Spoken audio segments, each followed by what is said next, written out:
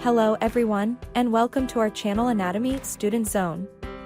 Today we will unravel the mysteries of medicine on topic of classification of muscles. Skeletal muscle alone accounts for over 650 different muscles in our body. We can classify skeletal muscles in different ways. Functional criteria. According to directions of fiber architecture. And according to morphology, how they are made up of, like on the basis of shape. In this part, we will cover functional criteria, and in the next part according to directions of fiber architecture and morphology.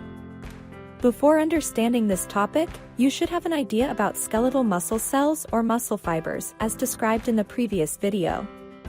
According to function, skeletal muscle fibers are classified as Type 1 fibers or slow-twitch oxidative fibers, and Type 2 fibers or fast-twitch glycolytic fibers.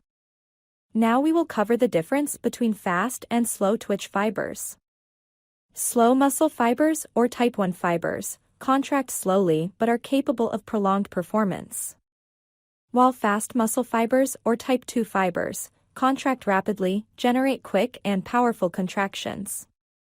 Slow muscle fibers are red due to their high myoglobin content and are resistant to fatigue due to efficient aerobic metabolism, while fast muscle fibers appear white due to a lower myoglobin concentration and are well suited for weightlifting and sprinting. Individual muscles are a mixture of various fiber types, and their proportions vary depending on what type of actions that muscle is doing. For example, quadriceps muscles contain almost 52% Type 1 fibers, while the soleus contains about 80% Type 1 fibers, and the orbicularis oculi muscle of the eye is only 15% Type 1. The total number of skeletal muscle fibers has traditionally been thought not to change, and no sex or age differences are there. However, proportions of fiber types vary significantly from muscle to muscle and person to person.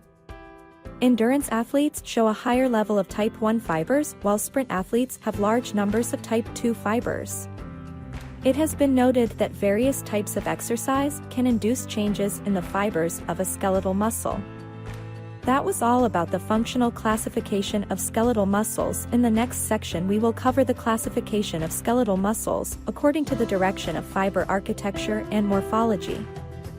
Thanks for watching, and please do not forget to subscribe this channel.